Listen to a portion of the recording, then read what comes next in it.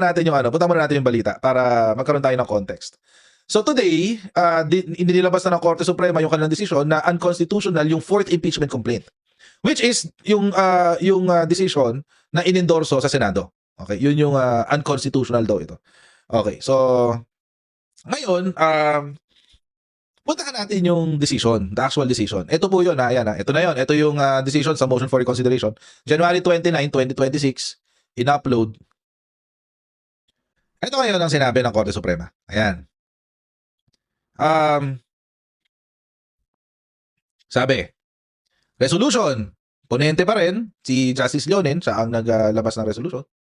Ang sabi, yung highlight ko na lang yung babasahin ko. Ang sabi, first, the impeachment process is primarily a legal, political, and constitutional procedure.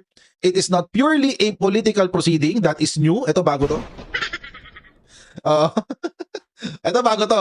Kasi tinuturo sa amin sa law school. The impeachment is sui generis and purely a political proceeding. Ngayon, iba na. Iba na siya. Dadagdagan na. It's also a legal, political, and constitutional procedure. Okay, sige. May bago na naman ako i-memorize. Okay, this means the Bill of Rights, especially the due process clause and the right to speedy disposition of cases, applies to the entire impeachment process. Okay. So, alala nyo, nung una na sinasabi natin na usually, due process only applies to if the fundamental rights of citizen of Filipinos are violated. Fundamental rights are right to life, liberty, and property. Ang argumento na sinasabi natin before is that hindi pag-aari ng elected official ang posisyon dahil public office is a public trust, di ba? Yun ang sinasabi natin. Okay. Ngayon, mga kababayan, sinasabi po ng Korte Suprema, mukhang kailangan natin baguhin ang ating kailangan natin baguhin ang ating pananaw dito because now, due process applies to the whole impeachment process, sabi ni Justice Leonen. Okay. So, what does that mean in effect? Actually, in-explain din naman ni Justice Leonen. To be fair kay Justice Leonen, in-explain din niya dito yon. Mamaya dadaanan natin kung bakit it applies to the entire impeachment process. But it's a completely different mindset eh. Ibang mindset to eh. Yung kanyang explanation. Hindi siya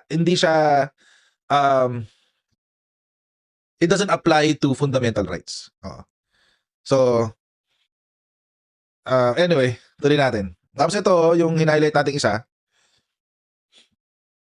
The court does not determine when, who, and whether an impeachable officer may be removed and disqualified from political office. It only has the duty to construe the process in proper cases and its limitation as mandated by the Constitution. Okay? So wala daw siyang hindi raw siya nakikialam sa kung kailan, sino, at paano tatanggalin ng isang opisyal, pero meron silang say sa proseso. Kung ano ang limitasyon nito sa Constitution. Okay. Article 11, Section 3.2, the Constitution requires, okay. Ito medyo medyo pupunta na tayo doon sa meat of the matter, yung two modes of impeachment. So ayun. Merong sa two modes of impeachment, sa two modes. Pupunta na tayo sa detalye nun, okay? Ngayon, eto, yung sinasabi ko sa inyo. Third, Article 11, Section 3.2 of the Constitution requires that a verified impeachment complaint be immediately put in the order of business within 10 session days from its endorsement. Di ba? Malinaw eh. 10 session days. Okay. A session day, only for the purposes of this constitutional provision, means a calendar day on which the House of Representatives holds a plenary session. Okay. So, wait. Ito, bagong pananaw, mga kababayan. Ay, Diyos ko. My goodness. Bago na guys. Sa Constitution kasi, mga kababayan, nakasulat. Ito sa Constitution to 1987 Constitution. Sa nakasulat, which shall be included in the order of business within 10 session days. Session days, di ba? Malinaw? Session days. Okay. Ang definition po ng session days sa House of Representatives ay iba. Pwede ho kasi sa House of Representatives, one session day can be composed of multiple calendar days. Depende kung kailan nila i-close kasi yung session. So, halimbawa, today is Wednesday. Tapos, nagbukas tayo ng isang session. Session is, session has begun. I forget what they call it. Initiated, pindot sa gavel, pokpok sa gavel, ganyan. So, bukas na yung isang session. Tapos, let's say, hindi natapos yung mga deliberations, hindi natapos yung mga debate, hindi natapos yung mga kwentuhan, hindi natapos yung mga usapan. Pwede yan mag-extend. Let's say, natapos yung mga debate Biyernes. Or let's say, Biyernes. So, today is, ano ba ngayon? Thursday na pala, sorry. Let's say, today is a Wednesday. Tapos, Friday natapos lahat ng mga debate. Halimbawa lang. Halimbawa lang. Friday natapos lahat ng mga debate. Doon mo pa lang, kasi doon pa lang i-adjourn. Okay, session adjourn. Session adjourn. Yun is one session day. Imagine, 3 araw pero one session day, di ba? Ganun lang yun. Ganun lang kasimple yun. 3 araw is one session day. Ganun sila mag-define ng session days. Sa House of Representatives yun. Pero, as far as the Supreme Court is concerned, sabi ng Korte Suprema,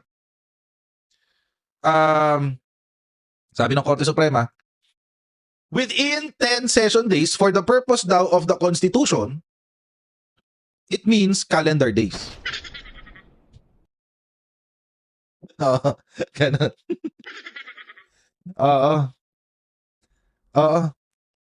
So, bagong kaalaman, guys. Magbabago na naman lahat ng libro, guys. Gagastos na naman ng 3,000 mga estudyante. Kailangan ma-update to bago pumasok ang first sem. Bago to eh. So, bakit ako disappointed? Kasi parang pinilit. Parang pinilit yung definition ng calendar days sa session days. Ngayon nakakalito na. Di ba? Kapag nasa House of Representatives ka, ang usapan, session days. Pero kapag impeachment, hindi, yung session days, ibig sabihin calendar days. Di ba? Parang, so parang, so parang yung asul, sabi nila, yung asul, hindi na asul, yung pula na ang tawag sa asul, ha? Correct, Ken Reyes, tapos na natin yung libro natin. Asan may libro ko? Wait, may libro ko dito.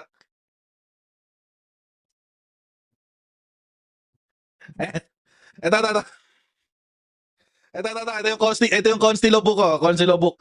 Ano pa to? Awarded ba to? Recipient of the Supreme Court Centenary Book Award. The 1987 Constitution of the Republic of the Philippines, a commentary by S.J. Bernas. Wala na to. Wala na. Tatapon na to, guys. Wala na. Tapon na to. Wala na. Tapon na yan. Wala na kwenta yan.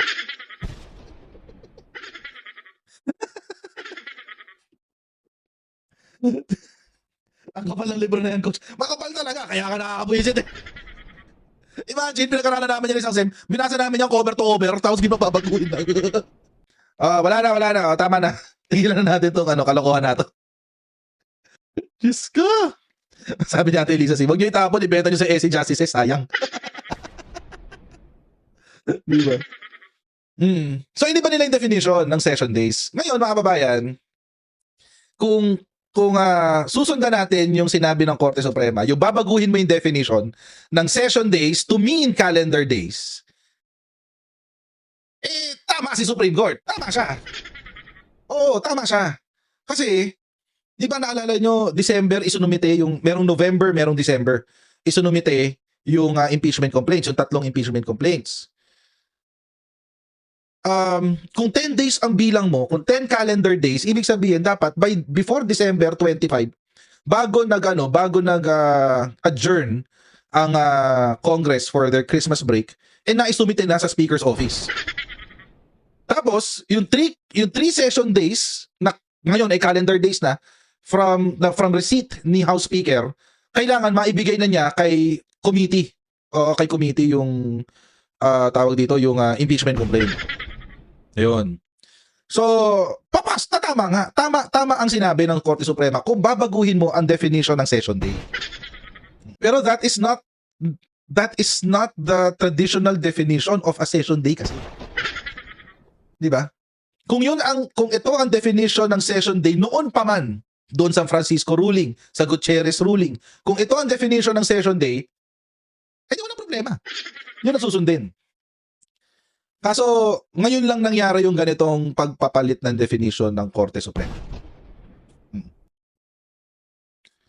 So, sabi ni Ate Digna Dimagi ba, makahanap lang ng butas ang SC. Hindi sila nakahanap ng butas, Ate Digna. Gumawa sila ng butas. Gumawa sila ng butas. So yun. So parang ano yan eh, parang syempre may mga basketball fans tayo dito. Kung halimbawa third quarter, fourth quarter, biglang sasabihin, kapag ikaw ay nakashoot na sa loob ng malaking bilog, di ba yung malaking bilog, yung malaking arko, lahat ng shoot sa, dito na lang, lahat ng may shoot mo sa free throw line, 3 points agad yan. Yun. Hindi pwede free throw line yan. 2 points lang yan. Kapag free throw, 1 point lang. Hindi. Ngayon, 3 points na lahat. Fourth quarter. Ganun yung nangyari. Oo. Ganun yung nangyari. Hindi na pwede Wait. Ito ngayon, mga kababayan. Ito ngayon. Kaya ako medyo hopeful ako eh. I'm disappointed, but I am hopeful. Bakit? Or I am optimistic. Bakit? Kasi mga kababayan, sige, sabihin na natin, binago nila yung definition. Walang problema. Supreme Court sila eh. So, however they interpret the word session day sa Constitution with regards to impeachment, yun na masusunod. They're the final arbiter of our laws. They are the only ones who are authorized to interpret the words of the Constitution. So, wala tayong choice. Kung ano ang sabihin nila, yun ang masusunod. So, with respect to that, I am hopeful and I'm optimistic. Bakit? Kasi malinaw na. Kasi malinaw na. Pag may nag-file, di 10 session days, di kung ano yung ginawa dito ngayon sa kaso ni PBBM, yun ang magagawin. Nakita nyo? So, at least ngayon, the other side of the coin is, at least malinaw na. Paano kung sabi ni Montreal Canfield, paano kung ang kanilang interpretation na may bias? Di ba unfair yun? Well, it's the Supreme Court. Oo. Pero it doesn't necessarily mean na hindi tayo disappointed. Oo. It doesn't necessarily mean na tama yung ginawa nila. It just means na, ayan, sabi ni Manat May, exactly. It's a double-edged sword. Yung ginawa nilang pabor para kay Sara could hurt her in the future. Bakit? Pag may nag-file ng impeachment complaint, dire-diretso yan sa Committee on Justice within 13 days. 2 weeks lang, ando na. Initiated na. 2 weeks lang. Walang pipigil. So it's a two-edged sword. So imagine, kung meron magpa-file ng February 6, bilang kayo ng 14 days from February 6, yun, may impeachment complaint na nakalodge na initiated dyan sa House of Representatives. Daredevil, wag. Walang ganyan. Walang bobombahin na lang ang Supreme Court. No. We don't advocate violence.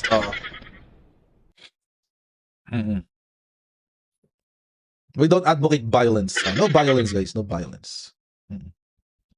So ngayon, calendar days na. So kapag binasa natin sa 1987 Constitution, when it comes to impeachment, which kailangan kapag nakita natin yung word na session days, anything related to Article 11, accountability of public officers, pag nakakita ka ng session days, it means calendar days. Calendar days meaning the days wherein the Congress is in session. Okay? Hindi yung definition ng House of Representatives na session because they started and adjourned. No. Hindi na yon. Malinaw na calendar days kung saan nakasession ang Kamara de Representante. Okay? Sige. Walang problema. So, kapag may nag-initiate, again, ulitin ko lang this is a double-edged sword. Pag may nag-initiate sa February 6 ng impeachment complaint sa House of Representatives, 13 days, technically 13 days. Within 13 days, dapat nasa Committee on Justice na siya. 10 days, dapat nasa lamesa na ni House Speaker para ilagay sa order of business. 3 days, dapat nasa Committee on Justice na yan. 13 days or earlier. Yun lang ang pwede. Okay, at least malinaw na, di ba? At least malinaw. Syke Marmante. Gusto ko ng comment ni Syke Marmante. Wait lang. Pareho tayo na nararamdaman, sir. Ma'am, sir. Oo. As a law student, the ruling of the SC on session days is absurd. I feel the same way. I feel you, Syke Marmante. The long-standing practice of Congress should be respected under the HR exclusive rights on impeachment. Correct. Kasi meron silang exclusive right. Okay, ito. May exclusive right sila. Papakita ko sa inyo. To promulgate its own rules on impeachment. Oo. Si Ken Reyes din, I feel. Ay, may mga law students pala tayo dito. Marami pala tayo dito, no, Ken Reyes. Oo. Di ba? Isipin na lang natin, nagre-review tayo. Oo. Ayun. So, dito ngayon papasok yung judicial overreach. Mhm. Okay. Ngayon, merong question. Sabi, wait lang. Di ba last time tayo, nagpinag-usapan yung impeachment. Isa sa mga tanong natin is, ano ba yan? Pagka-file na ba? Isabihin, initiated na? Di ba? Yun yung ano eh. Yun yung isa sa mga questions natin before eh. Sinagot nila yon in part. So sinagot nila in part, nagbigay sila ng guidelines. Bakit? Kasi, di ba dalawa siyang mode? The first mode and the second mode. Nagbigay sila ng guidelines on both modes kung kailan nag-i-initiate na ang impeachment. So, ito ba yun? Wait. Hindi, lampasan natin ito kasi summary ito eh. Summary ito. Ito. And the second mode yan. Wait. Puntahan natin yung dispositive portion. Ito. Ito na yung dispositive portion. Interpretation of the rules of impeachment of the House of Representatives during the 19th Congress. Okay. Sige. This is, meron sinabi dito na very interesting sa akin. Itong Rule 2, initiating impeachment. And by the way, itong binabasa nating part na ito, ito yung rules mismo ng House. Kasi sinulat dito, sabi, we reproduce the entire rules of impeachment of the House of Representatives during its 19th Congress for reference. Okay. So sa Rule 2, Rule 2, mode of initiating impeachment. Impeachment shall be initiated by filing and subsequent referral to the Committee on Justice of, letter A, verified complaint, okay, by any member of the House of Representatives. B, verified complaint by any citizen. So ito yung first mode. Si A at si B combined is the first mode. The second mode is, itong pangatlo, a verified complaint of resolution or resolution of impeachment filed by at least 1/3 of all members of the House. Okay. May sinabi dito sa decision na to ni Justice Leonin. That's quite interesting to me. And I think, ako personally the House of Representatives should take note. Sana pakinggan nila.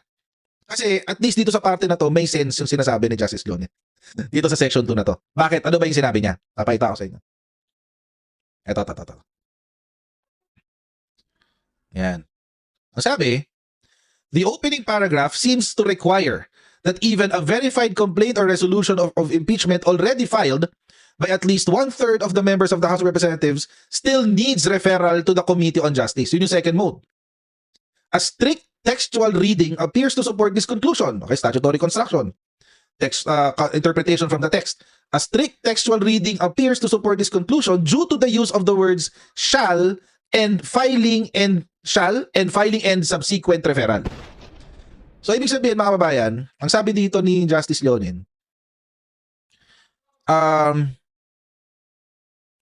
dahil daw, pinagsama itong salitang shall, filing, and subsequent referral, parang sinasabi daw nitong Rule 2 ng House of Representatives sa impeachment na required din ang referral to the Committee on Justice, pati sa verified complaint, yung sa second mode. Sa second mode. Oo. Pero, well, in fairness to Justice Leonin, sinabi niya, we accord the House of Representatives its competence and power as the legislative branch of government in promulgating its rules. However, in their interpretation of the rules, it cannot contravene the clear and ambiguous provision of the Constitution. May ni-recommend sila na writing, na baguhin yung wording pala. Alisin dito sa taas yung filing and referral. Sa taas, sa intro. Ilagay siya dito sa A and B. Para sa letter C, filing lang. Hindi na kailangan ng referral. That way, mga kababayan, magiging constitutional yung rule. Okay. This is one part, para sa akin lang naman, no? Para sa akin, as a law student, at least sa akin, okay na yan, mas malinaw. Sabi siya mas malinaw. So para sa akin, good job, Justice Leonin. Buti nirekomenda nyo to. Oo. Para mas malinaw nga naman in the future na kapag yung second mode of impeachment, pwede na yung filing lang, hindi na kailangan ng referral sa Committee on Justice. At hindi sila ma-technical because of their own rules. So, that's one. Tapos, what else? Ngayon punta tayo dun sa definition. Okay. Kasi maski sila, sinasabi nila na hindi mandatory na isumite doon sa, saan ba to? Sa Committee on Justice kapag sa second mode. So, okay na. At least, di ba? At least merong magandang nakuha. Oo. Di ba? At least merong magandang input sa rules. Hindi na siya magulo. Okay. Ito ngayon. Punta ngayon tayo doon sa mga kailan nag-i-initiate. Ito, so referral as the first mode. Okay, na-explain natin kanina. Referral under the second mode. Yung second mode yung sa 1/3 vote. Okay. Dinefine ngayon nila. Ano ba yung diferensya? Okay, ito ang sinabi. Ito yung sinabi nila. Okay. Wait. Tasahin ako konti. Ayan. Distinguishing initiated complaints from sham complaints. Ito yung sinasabi natin before, mga kababayan. Na, paano na lang yan? So, lahat na lang napapasok na kaso, kailangan tanggapin, di ba? Kahit ano, so from yung unang filing pa lang, dapat yun na yung dediretso sa House of Representatives. Sa Committee on Justice. Apparently, they clarified it dito sa parte na to. Nilinaw nila. Distinguishing initiated complaints from sham complaints. Ang sabi, this court is aware that as in this case, multiple impeachment complaints may sometimes be filed against the same official within the same period. Hence, in the Asil decision, this court introduced a rule. Ano ngayon yung rule? The rule is, sham complaints, for example, those that are not verified should be dismissed immediately, even if endorsed. Complaints that are not properly endorsed by a member of the House of Representatives within a reasonable period should be also endorsed. These types of dismissals will not trigger the 1-year ban. Okay. So, ano po sinasabi dito ng Korte Suprema? Ang sabi, kung gusto nyong hindi matrigger yung 1-year bar, ang gawin nyo doon sa mga naunang na-file, gawin natin example yung nakaraan, doon sa 3 impeachment complaint, dapat dinismiss nyo sa Committee on Justice. Yun ang sinasabi nila. Oo. Dapat dinala nyo sa Committee on Justice, tapos doon nyo siya dinismiss. Yung pang-apat na impeachment complaint, in that way, the 4th impeachment complaint will not be barred by the 1-year ban. Yun yung sinasabi nila. Pero kasi again, mga kababayan, wala to noon. All of these rules are created now. Especially for this case of Sara Duterte. Tandaan nyo po yan habang pinag-uusapan po natin itong mga rules na to. Kasi magaganda po yung rules. Ang problema, ngayon lang ginawa. Ngayon lang kasi ginawa.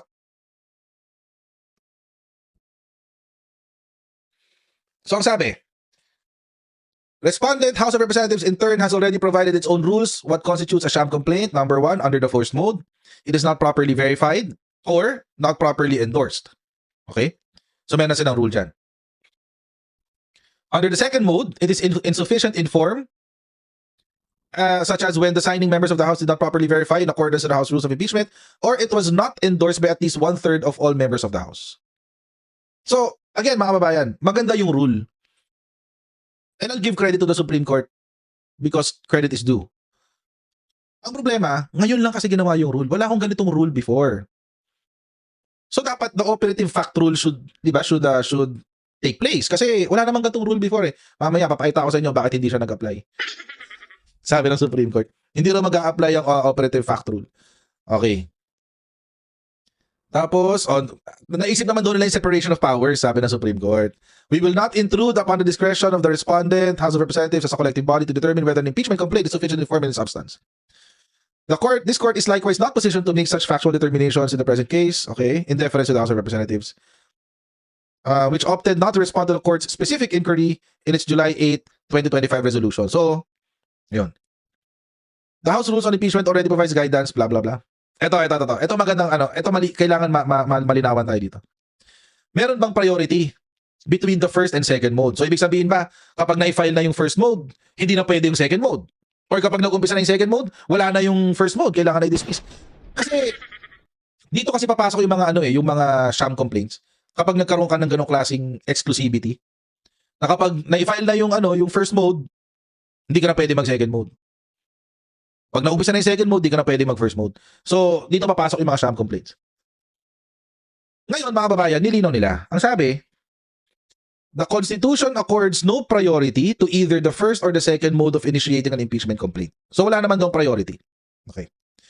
The House has the prerogative to file impeachment complaints to dismiss impeachment complaints for being sham complaints or due to insufficiency in form or substance, to choose which among multiple complaints to prioritize or to consolidate multiple complaints. Karapatan daw yan ng Kamara de Representante. We thus ruled that the transmittal of the articles of impeachment was rendered invalid merely because it was based on the fourth complaint, which was endorsed by at least one-third of the members of the House, rather than the transmittal was invalid because it was already barred by Article 11, Section 3 of the Constitution. Again, mga kababayan, dahil nga daw hindi inaktuhan within 13 session days, which previously was defined differently, barred na. It's considered dismissed and it is barred by, it's already barred by the 1-year bar rule.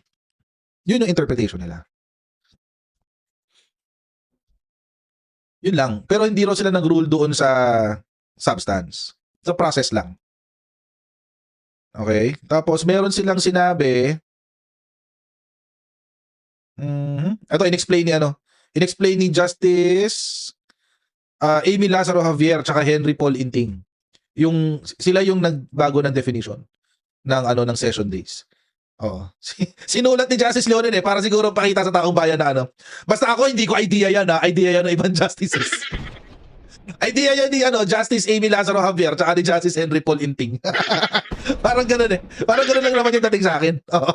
Kasi di ba, bakit may ganoon, di ba? Bakit may ganoon distinction? Sila yung nagsabi, hindi ako. Parang ganoon yung sinasabi ni Justice Leonen dito. Oo. Diba? Justice Inting also raised that the definition of a session day as a term used in the Constitution should be interpreted in its plain and ordinary meaning, not as a technical term in legislation.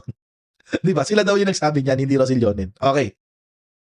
Punta kayo tayo dun sa parte na kailan magiging valid ang impeachment complaint or deemed initiated ang isang impeachment complaint na tawag dito na galing sa second mode.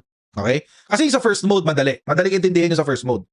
Sa first mode, mayroong complaint filed by a member of the House or may complaint filed by a citizen, isasubmit sa Secretary General. Secretary General has 10 session days, which is defined as calendar days, to determine its form and substance kung na-meet yung requirements. And then, within 10 calendar days, 10 calendar days, isasubmit yan sa Office of the House Speaker. The Speaker has 3 calendar days para ipasok yan sa order of business and para maisumite siya sa Committee on Justice. Calendar days lahat Yun sa mode 1 madali. Sa first mode madali. Sa second mode medyo may complications ng konti.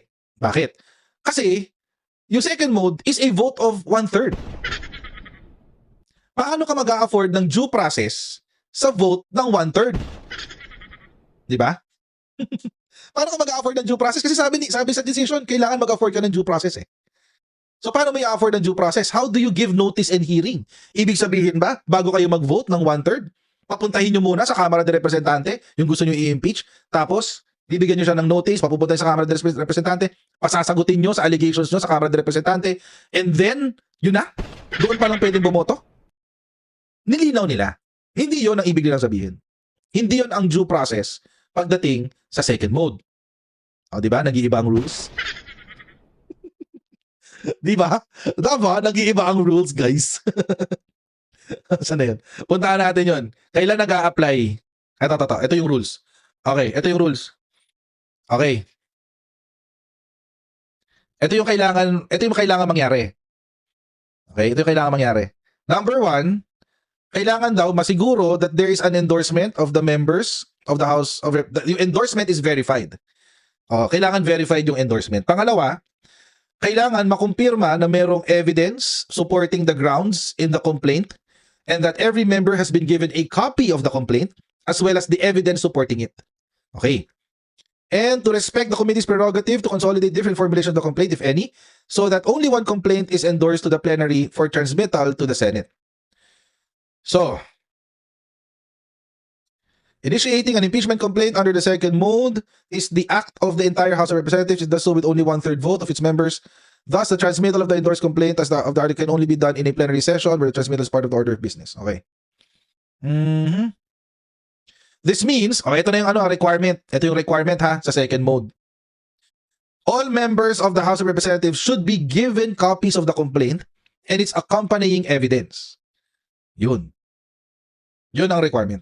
Kailangan mabigyan lahat ng kopya, lahat ng congressmen, mabigyan ng kopya ng complaint, mabigyan ng kopya ng ebidensya, tapos kailangan verified. Kailangan meron silang pipirmahan na ganito.